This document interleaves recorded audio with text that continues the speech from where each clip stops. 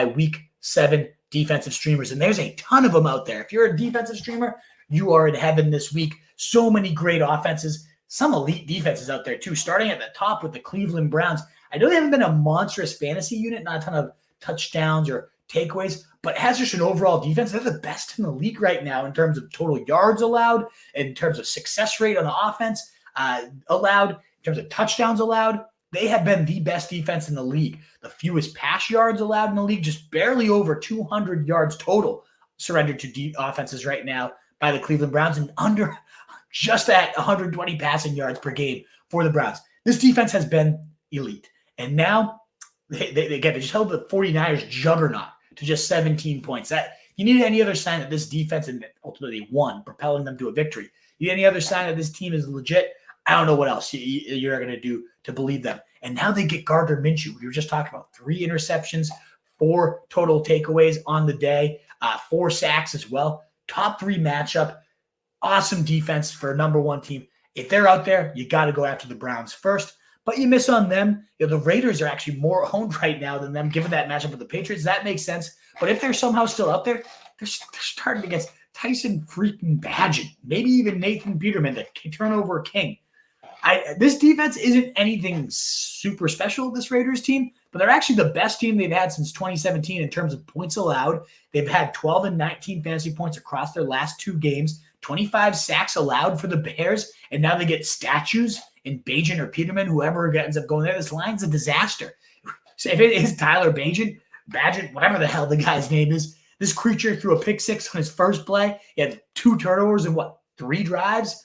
They're going to destroy this kid. So the Raiders, definitely a solid play this week. I actually do feel even better, though, again, about the Bucs. 30% rostered right now. Given that they were facing Detroit, a lot of people cut them. They had 3 sacks against that elite offensive line for the Lions. They didn't ultimately have a banger of a fantasy day, about 5 points given those 3 sacks, but they held Detroit to just 20 points. That's the fewest points Detroit has scored all year. And now they get the Falcons, who have given up 4 more sacks in 4 of their 6 games. And this is a defensive line that can absolutely go and get after Ritter. They're 7th in giveaways, the Falcons are, with 10 total. They're 6th in points allowed to defenses, and they're just 29th in scoring, the Falcons offense. This game is projected for under 40 points, with 2.5 home favorites going to the Bucs. So if they force Ritter to throw, all the better, more turnover potential. And they defend the run very, very well, which plays into the strengths.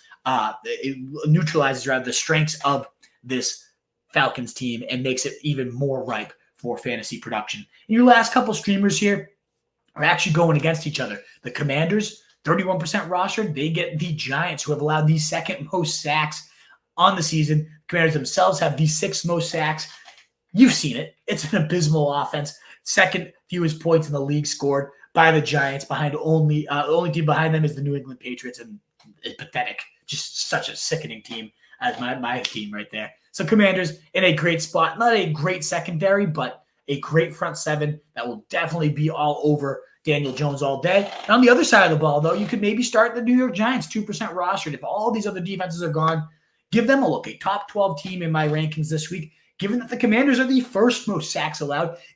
We just saw the Giants also hold Josh Allen to 14 points. They looked really strong on Sunday Night Football here. Home team against a worse offense now. Maybe that was the spark they needed to just really light this thing into gear. They have talent, the Giants, on the defensive side of the ball. We know Wink Martindale loves to pressure, throw a ton of blitzes, and I don't know that Sam Howell will handle these very well. He's among the worst in terms of sacks that are his fault.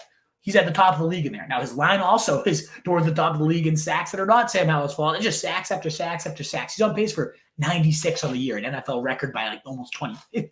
So I think the Giants also make a great play, but I would rank these streamers. Browns just on talent alone, how good they are.